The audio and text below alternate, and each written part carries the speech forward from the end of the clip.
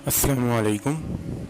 आज हमारे पास सैमसंग का मोबाइल है जिसका CPU MTK है और वीडियो में जो मैं तरीका बताऊंगा, इस तरीके की मदद से आप सैमसंग A10s, A10 और इसी तरह A30, A31, A32 और A41 इन मोबाइल्स का FRB रिमूव कर सकते हैं, चाहे वो एंड्रॉयड का कोई भी वर्जन हो।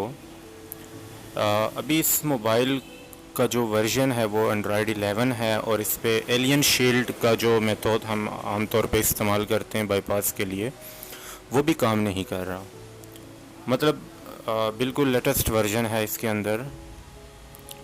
तो इसको खोलने का जो मैं तरीका आज बताऊंगा वो जो है वो UMT MTK जो टूल है उसके ज़रिए हम इसको खोलेंगे, इसका FRB। तो अभी मैंने मोबाइल को जो है वो कंप्लीट ऑफ़ कर दिया। एक दफ़ा रीस्टार्ट करके मैं दिखा देता हूँ कि आया इस पे FRB लॉक है या नहीं है। तो जैसे कि आप लोगों को नज़र आ रहा होगा कि मोबाइल पे FRB लॉक है, और अब इसको मैं मोबाइल को भी दिखा देता हूँ। तो और इसको भी मैं ऑफ़ कर देता हूँ। कंप्लीट ऑफ़ करके इसको हम साइड पे रख देंगे और फिर कंप्यूटर की स्क्रीन पे जाएंगे और कंप्यूटर की स्क्रीन पे जाके हमने UMT MTK टूल को ओपन कर लेना है। तो UMT MTK टूल हमने ओपन कर लिया और हमने जाना है MTK 1 क्लिक सेक्शन में और रीसेट FRB पे क्लिक करके नीचे जो आपको बटन नज़र आ रहा होगा यहाँ पे क्लिक कर देना है स्टार्ट पे।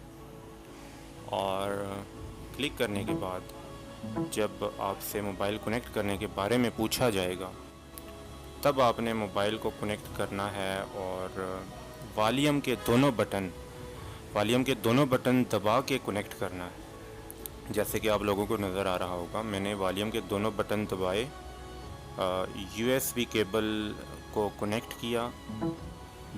ड्राइवर उठाएगा लेकिन दबाए रखने हैं जब तक नीचे की दूसरी लाइन आपको शो ना हो जाए।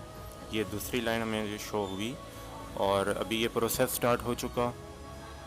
तो ये हमारा FRB लॉक बस ओपन हो चुका।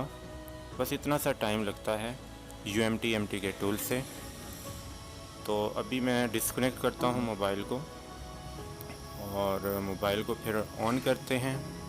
ऑन करने के बाद मैं आगे का जो FRB खोलने का अमल है वो आप लोग ख़ुद कर लेंगे और उम्मीद है वो आप लोगों को पता होगा। तो दुआओं में याद रखिएगा और चैनल को ज़रूर सब्सक्राइब कीजिएगा, वीडियो को भी लाइक कीजिएगा। अल्लाह हाफिज़। वीडियो को एंजॉय करें।